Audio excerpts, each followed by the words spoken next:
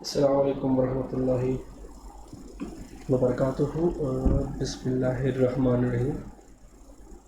Operating system के chapter 3 के section 2 या पार्ट 2 के साथ मैं आपके साथ हूँ जी। अभी तक जो हमने टॉपिक्स कवर किए हैं चैप्टर 3 से रिलेटेड वो है जी प्रोसेस कंसेप्ट। हमने डिटेल के साथ देखा था कि प्रोसेस क्या होता है और उससे रिलेटेड इश्यूज़ क्या होते हैं, पीसीबी क्या होता है, प्रोसेस लाइफ साइकिल क्या होता है। फिर हमने बात की थी प्रोसेस शेड्यूलिंग की, फिर हमने long term short term schedulers की बात की थी, फिर हमने ऑपरेशन ऑन प्रोसेसेस के आप एक नया प्रोसेस कैसे बनाते हैं, फिर हमने कुछ कोड की एग्जांपल्स भी देखी थी। ठीक है, चाइल्ड और पेरेंट प्रोसेसेस, उनका टर्मिनेट होना वगैरह हमने ये सारी चीज़ें देखी थी। ठीक है, आज हम बात करेंगे इंटर प्रोसेस कम्युनिकेशंस, यानी कि दो प्रोसेसेस आपस में कम्युनिकेट कैसे करते हैं। ठीक है, फिर हम उसकी कुछ एग्जांपल लेंगे। आज के लेक्चर में हम जो कोड का सेक्शन होगा वो हम इंक्लूड नहीं करेंगे, हम ज़्यादा थ्योरी पे ही फोकस करेंगे।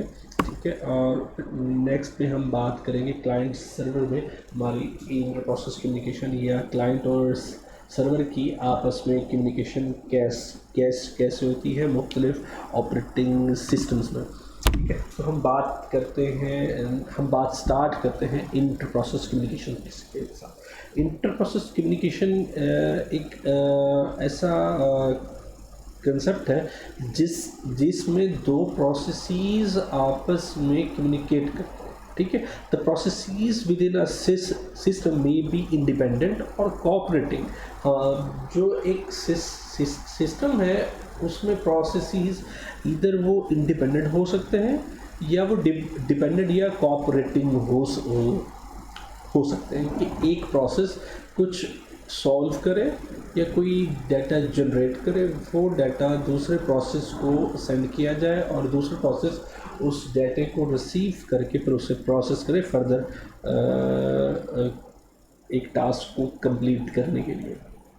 ठीक है, वैसे ये एक इशू भी है, हम इसे प्रोड्यूसर कंज्यूमर प्रॉब्लम के तौर पे जानते हैं, जो कि हम आज आगे चल के देखेंगे। आज का मेरा जो मेन फोकस होगा वो कोऑपरेटिंग प्रोसेसेस पे होगा। जो कोऑपरेटिंग प्रोसेसेस हैं कैन अफेक्ट और can be affected by other processes including sharing data, यानी कि जो डाटा वो आपस में शेयर करेंगे वो एक दूसरे की प्रोसेसेस को अफेक्ट कर सकते हैं। रीजंस क्या हैं जी? कि वो आपस में इंफॉर्मेशन शेयरिंग करेंगे।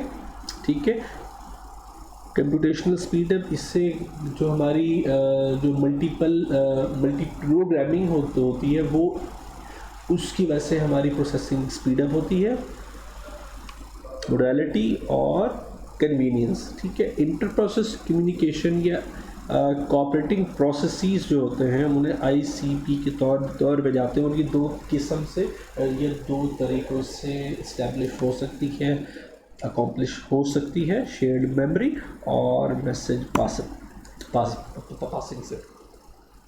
इस स्लाइड में मैंने आपको दोनों मॉडल्स दिखा दिए हैं। आप अगर इन्हीं पे गौर कर लें तो आगे वाली स्लाइड में सिर्फ इसकी थ्योरी ही है।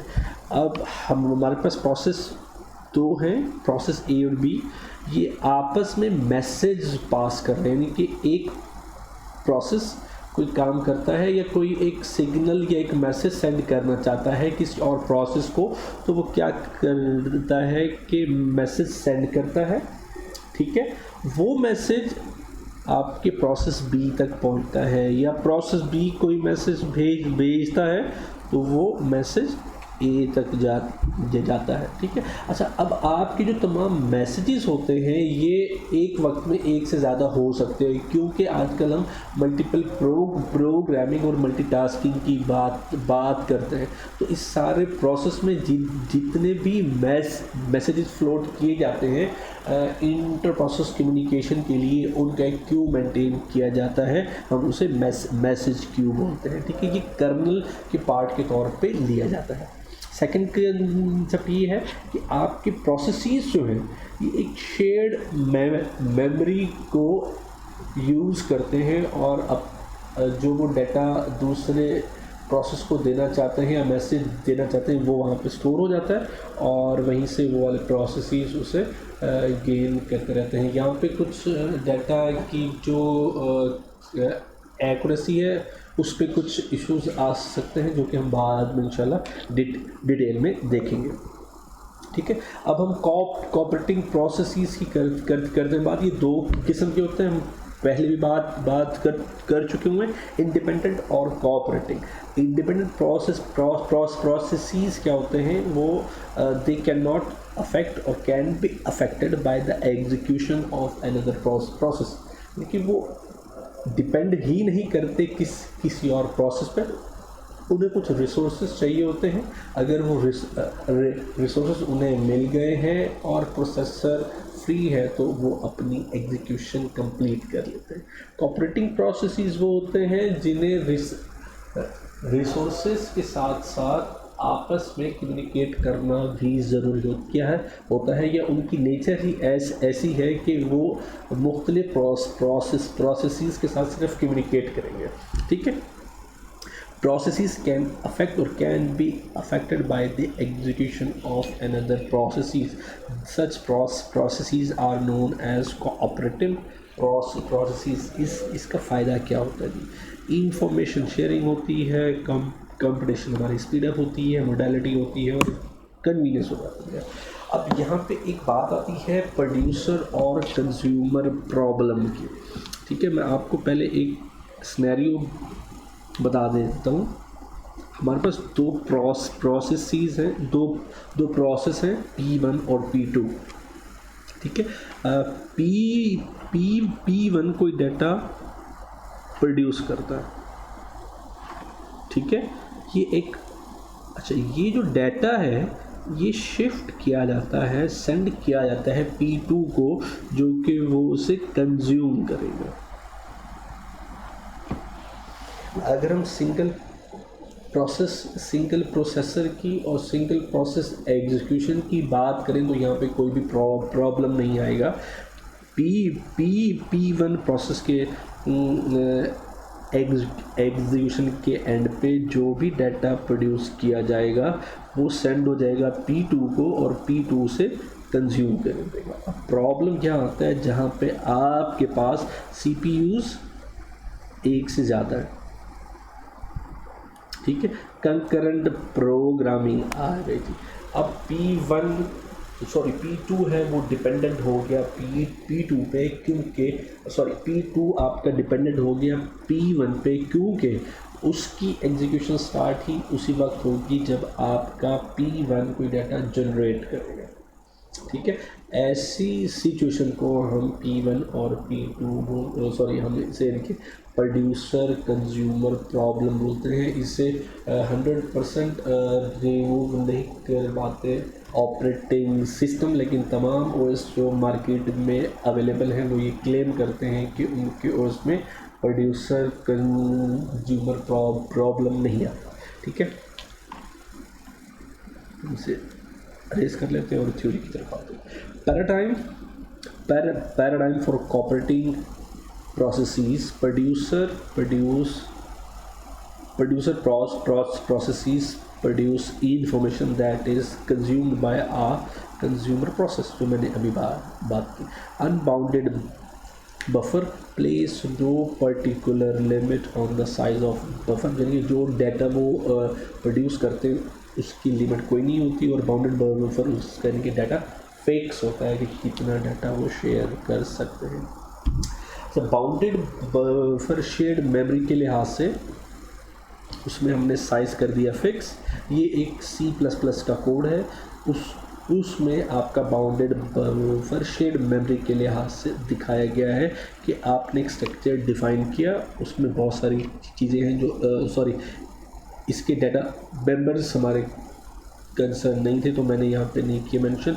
ठीक है, और मेन के प्रोग्राम में आके हमने इस आइटम का एक इंस्टेंट एरे के तौर पे लिया बफर और उसका साइज़ रख लिया बफर साइज़, जो कि यहाँ पे 10 है, ठीक है। फिर हमने इन ली 10 की, इंट लिया हमने एक वेरिएबल इन, और इंट हमने एक और लिया वेरिएबल आउट, ठीक है, और हमने वो 0 कर दिया, यानी कि इन आउट हमने लिख के प्रोड्यूसर और कंज्यूमर, यानी कितना डाटा वो इनटेक करेगा और कितना डाटा वो आउट करेगा, प्रोड्यूस करेगा। ये एक सही डिस्क्रिप्शन है, but can only use buffer size -1 as elements, ठीक है जी। बाउंडेड बफर ये होते हैं कि यहाँ पर हमारे पास डाटा फिक्स नहीं होता, और हम डाटा जो रन टाइम पे डिसाइड होता है कि कितना डाटा आपने प्रोड्यूस या कंज्यूम करता है। करंट सिनेरियो में हमने इन+1 को मॉड किया है बफर साइज के साथ, और हमने उससे बराबर कर दिया आउट के साथ, ठीक है। ये हमारे पास फिक्स नहीं है, ठीक है। और ऑन द अदर हैंड ये प्रोड्यूसर के लिए था जो कि आउट कर रहा था, और ये कंज्यूमर के लिए है जो कि उसे इन करेगा, ठीक है, जो कि फिक्स साइज नहीं है, ठीक है। Inter process communication share memory के लिहाज से हमने अभी देखी थी, अब उसकी थ्योरी देख लेते हैं। The area of memory sharing among processes that wish to communicate, एक ऐसा एरिया, एक ऐसा रीजन डिफाइन कर दिया जाता है मेन मेमोरी में, जहाँ पे शेयर्ड जो कि शेयर्ड रीजन होता है, और जो प्रोसेस आपस में कम्युनिकेट करना चाहते हैं वो अपने मैसेजेस वहाँ पे शेयर कर देते हैं। The communication is under the control of user processes not operating system. यहाँ पे एक अच्छा कंसेप्ट ये है, इम्पॉर्टेंट कंसेप्ट ये है कि ये मेमोरी का रीजन जो हमने शेयर किया है, अब ये ऑपरेटिंग सिस्टम के पास नहीं है, अब ये यूज़र के कंट्रोल में है या उन प्रोसेसेस के कंट्रोल में है जिन्होंने यहाँ पे अपने डाटा को शेयर करना है। Major issue is to provide mechanism that will allow the user to process और to synchronize their action when they access share data.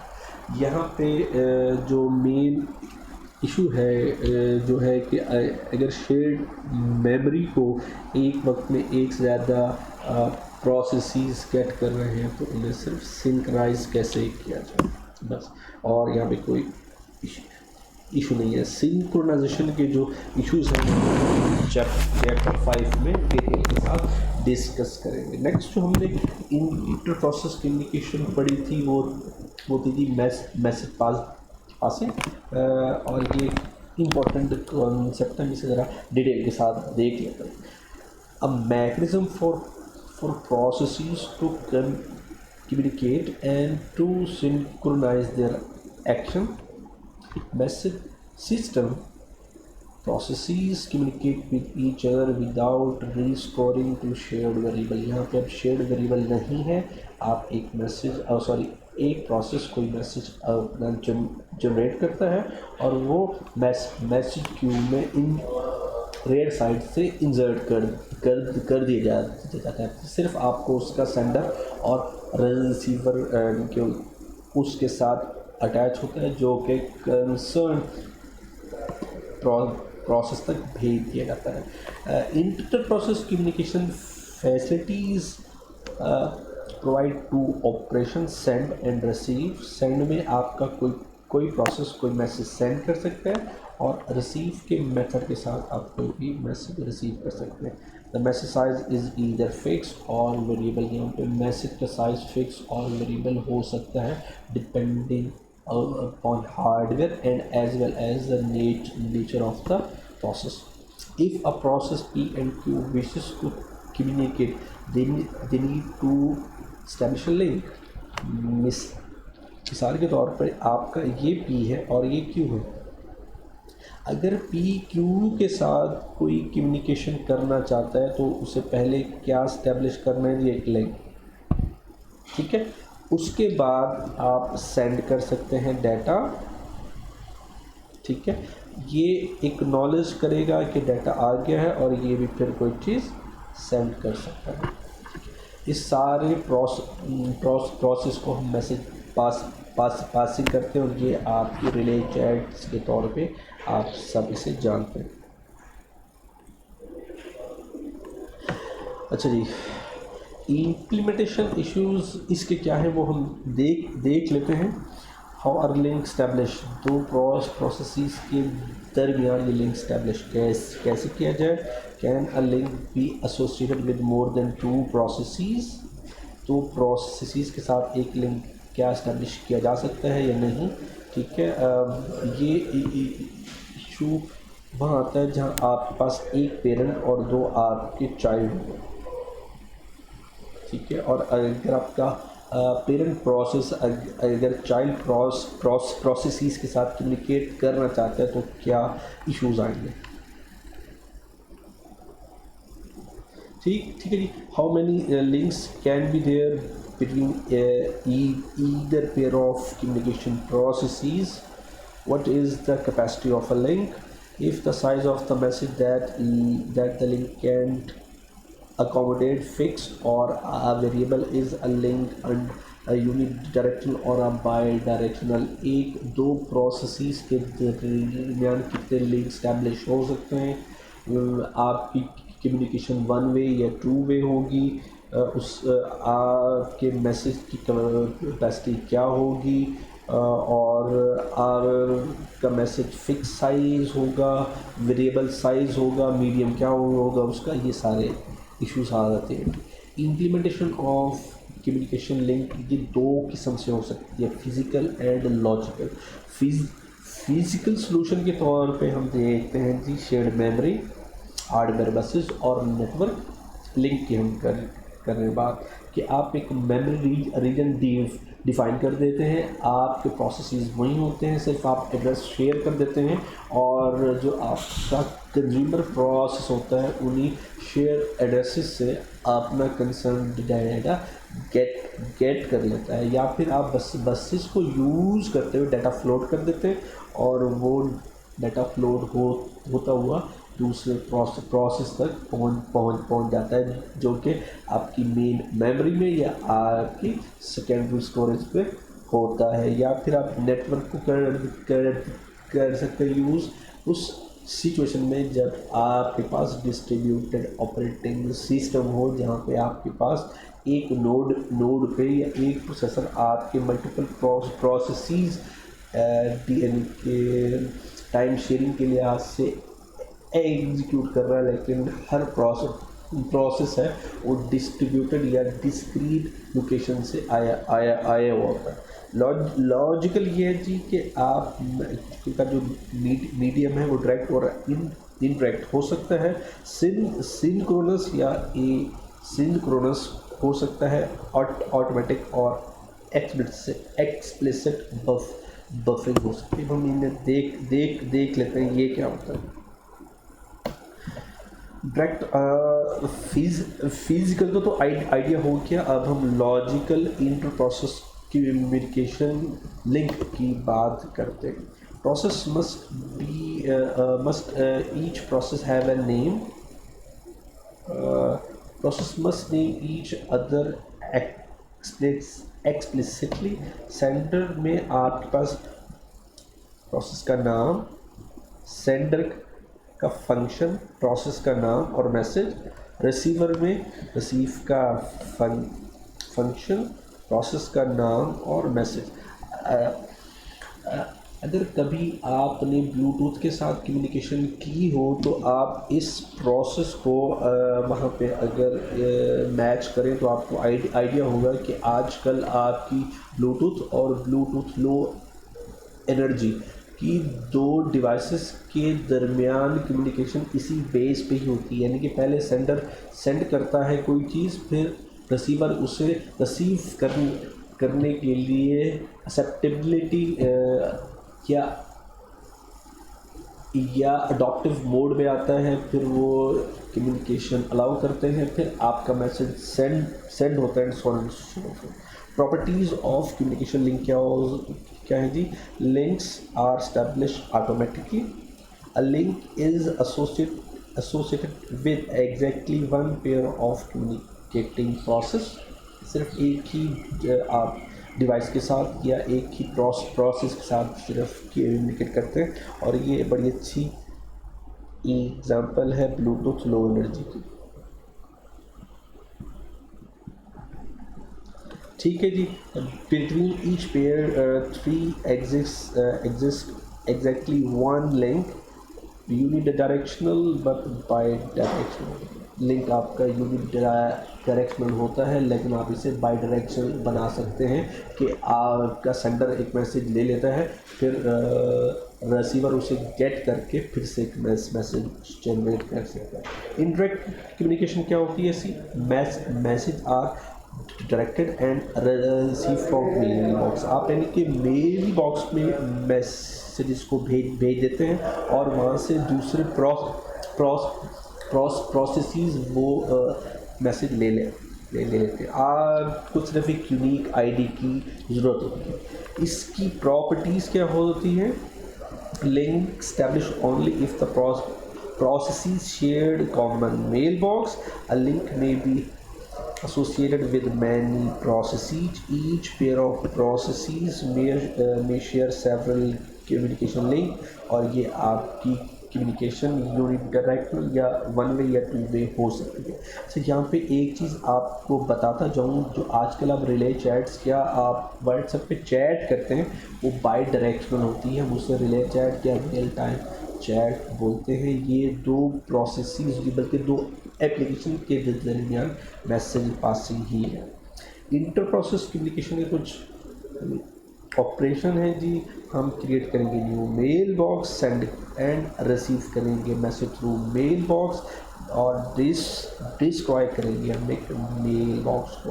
Pre-emptive are defined as same, आपका वही प्रोसेस है जो पहले डिस्कस कर चुके हैं। सेंड का एक फंक्शन होगा, एक आपका प्रोसेस है जो कि सेंड करेगा मैसेज को मेल बॉक्स में, और रिसीव क्या करेगा a message from mail box. अच्छा, हम एक एग्जांपल ले लेते हैं। यहाँ पे हमारे पास 3 प्रोसेसेस हैं, P1, P2 और P3, और ये शेयर्ड मेल बॉक्स को यूज़ करते हुए आपका एक मैसेज जो है वो यहाँ पे शेयर किया जाएगा। P1 सेंड करेगा, P2 एंड P3 जो दो अलग अलग प्रोसेसेस हैं, ये दोनों उसे रिसीव करेंगे। हु गेट द मैसेज, हमारा क्या, अब इसका आंसर देख लेते हैं। Allow link to be establish with equals to processes.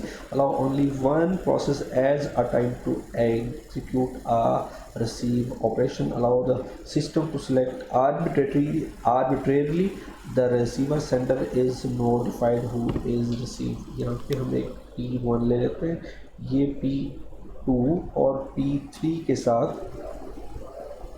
Message sharing करना चाहता है। बाई डेफिनेशन एक दफ़ा वो P1 के साथ P2 के साथ बाउंड होगा।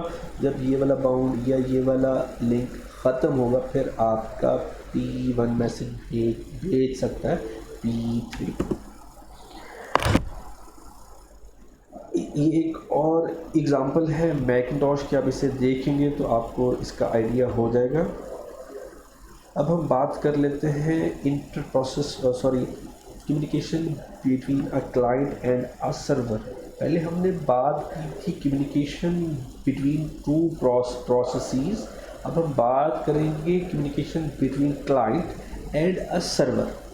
3 किस्म की कम्युनिकेशन हो सकती है क्लाइंट सर्वर के दरमियान। पहली सॉकेट्स, दूसरी रिमोट प्रोसीजर कॉल्स और तीसरी पाइप्स है। ठीक है, सॉकेट क्या होती है?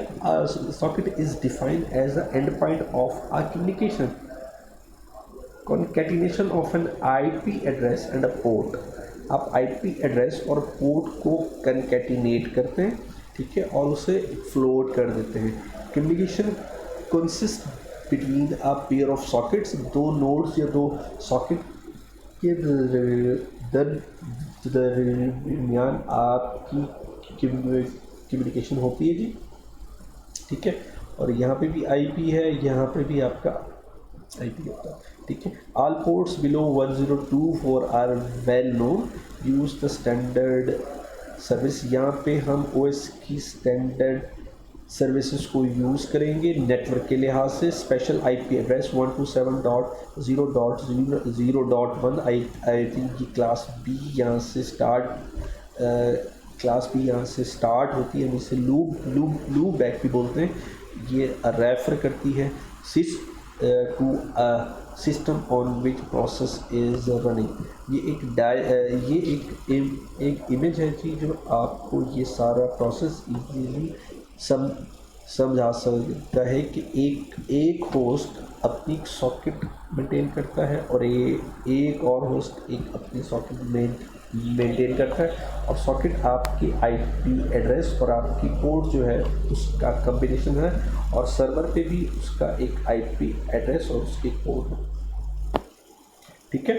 और ये वाला आईपी एड्रेस अब इस आईपी एड्रेस के साथ कम्युनिकेट करना चाहता है तो उसे फिजिकल सॉकेट लेयर रन करती है। सेकंड है जी रिमोट प्रोसीजर कॉल, ठीक है। Remote procedure call are remote procedural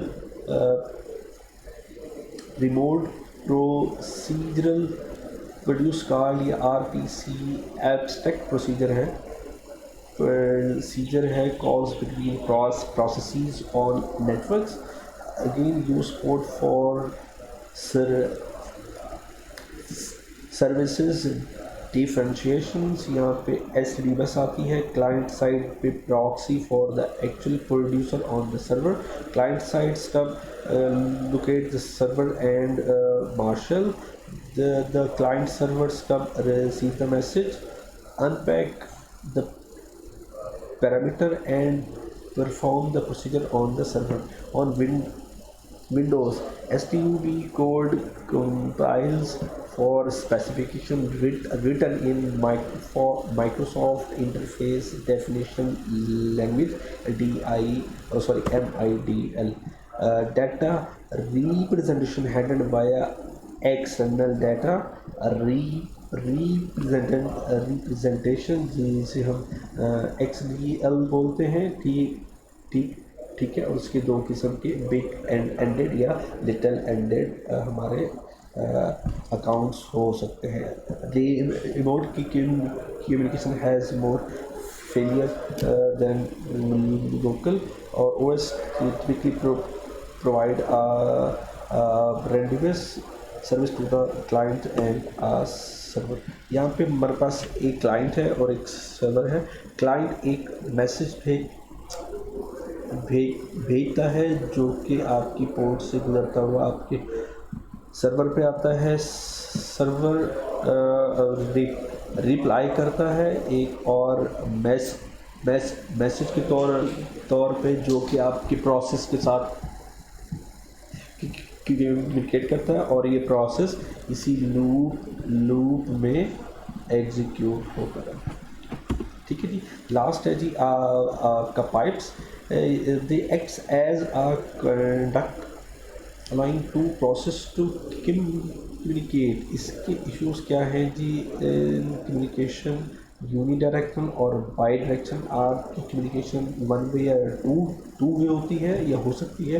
in the case of two way communication is a half and a full duplex, there must exist a relationship parent child between the communication processes. Can the pipes be use over a network? यहाँ पे एक बहुत बड़ा question आता है कि हम pipes को नेटवर्क पर भी यूज़ कर सकते हैं कि नहीं। ये आजकल भी इसमें बहस जारी है। Ordinary pipes can be assessed from outside the process that created typically a parent process create a pipe and use it to communicate with child process। आपके pipes एक्चुअली आपके child parent processes की आपस में communication के लिए use होती है। Name pipe can be accessed without a parent child relationship. Ordinary pipes हैं जी, ordinary pipes allow communication in a standard producer consumer style. आपके राइट एंड होता है और एक रीड एंड होता है, ठीक है। Ordinary pipes are for unidirectional, ये आपके यूनिडायरेक्शनल होते हैं। Requires parent child relationship between communication process ये वन वे ही सिर्फ कम्युनिकेट हो सकती है. Windows call these as anonymous pipes. आज हमने बात की कंसेप्ट ऑफ प्रोसेस की, फिर हमने प्रोसेस शेड्यूलिंग टेक्निक्स की बात की, फिर हमने इंटर प्रोसेस कम्युनिकेशन की बात की, फिर हमने एक प्रोसेस पे कौन कौन से ऑपरेशन हो सकते होंगे उसकी बात की, फिर हमने इंटर प्रोसेस कम्युनिकेशन सिस्टम्स को पढ़ा, फिर हमने कम्युनिकेशन क्लाइंट सर्वर के इन्वॉल्वमेंट में ये कुछ 6 क्वेश्चन है कि ये आप सॉल्व कीजिएगा. ये अपडेटेड वर्जन है होमवर्क का. तो आपने ये सॉल्व करके मुझे विद इन 4 days सबमिट करवाना. ओके जी. अस्सलाम वालेकुम रहमतुल्लाहि व